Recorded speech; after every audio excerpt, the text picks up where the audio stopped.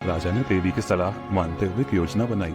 उन्होंने महादानव से कहा, तुमने अपनी बहेलियों में कहा है कि तुम सबसे शक्तिशाली हो, क्या तुम एक बार और अपने बल का प्रदर्शन कर सकते हो? महादानव को यह सुनकर बहुत गर्व हुआ। राजा ने कहा, यदि तुम सच में शक्तिशाली हो तो तुम्हें हमें एक साथ लड़ाई में चुनौती देनी होगी। महादानव ने यह खुशी खुशी स्वीकार कर लिया। राजा विक्रमादित्य ने अपने मंत्रियों से कहा, सुरेश, तुम महादानव के सामने खड़े होकर उसका ध्यान भंग करो और देवदत्त, तुम मेरे लिए एक जादुई ढाल तैयार करो। मंत्री सुरेश ने तुरंत कहा, राजा जी, मैं उसे अपने ज्ञान और चतुराई से भटका दूंगा।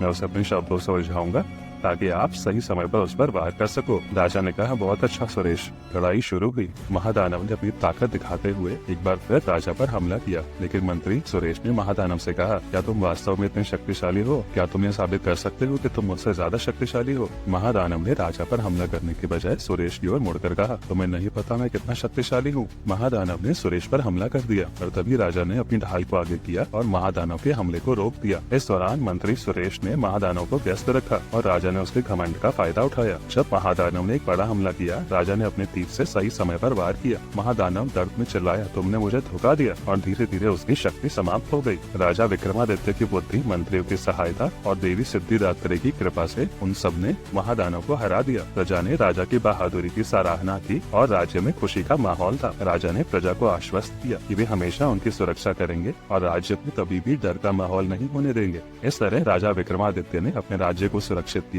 और देवी सिद्धिदात्री की कृपा से एक नया युग शुरू हुआ। जय माता दी, जय माता सिद्धिदात्री।